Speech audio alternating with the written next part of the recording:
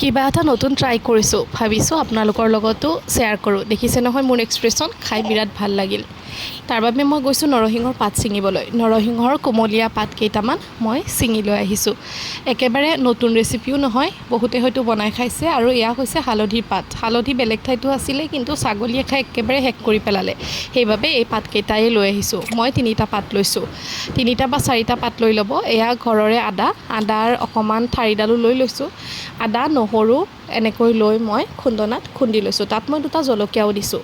এয়া দেখিছে সৰু মাছ, মানে গমটো পাইছেই, সৰু মাছ পাতত দিম, হালধি পাতত। আজি কলপাতত নহয়, হালধি পাতত দি খাম। এয়া হৈছে আদা নহৰু খুন্দনাত খুন্দি লোৱাখিনি মই তাত দি দিছোঁ। তাৰপিছতে দিছোঁ কুটি লোৱা পিঁয়াজ দুভাগ কৰি থৈছোঁ, এভাগ কেঁচাকৈ থৈ দিছোঁ। আৰু এয়া হৈছে অকণমান নেমু ৰস চেপি দিছোঁ। আৰু নৰসিংহৰ পাতকেইটা যে আনিছিলোঁ, সেইকেইটাও মই ইয়াতে ছিঙি দিছোঁ।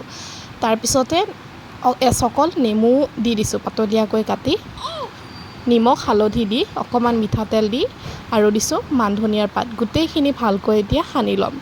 বহুতে হয়তো কলপাতত দি মাছ খাইছেই, কিন্তু হালধি পাতত দি যিসকলে খোৱা নাই তেওঁলোকে এবাৰ খাই চাব দেই। এয়া মই টাৱাত দিছোঁ, কাপোৰেৰে বান্ধি লৈছোঁ। আপোনালোকে কাপোৰেৰে নাবান্ধিব, মোৰ অকণমান জ্বলি গ'ল, আচলতে সূতা নাপালোঁ কাৰণে কাপোৰ দিয়ে বান্ধি ল'লোঁ। তাৰপিছতে টাৱাত কিছু সময় ইলুটি শিলুটিকৈ দিয়াৰ পিছতে এয়া আমাৰ ৰেডি হৈ গ'ল হালধি পাতত দিয়া সৰু মাছ। খাই বিৰাট ভাল লাগিলে।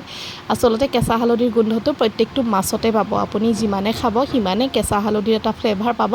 খুব ভাল লাগে খাই। কলপাতত দিলেও ভাল লাগে, কিন্তু যিসকলে হালধি পাতত দিয়া নাই তেওঁলোকে এবাৰ ট্ৰাই কৰিব দেই, খাই বিৰাট ভাল লাগিল। সেইবাবে আপোনালোকলৈও ভিডিঅ'টো আগবঢ়ালোঁ।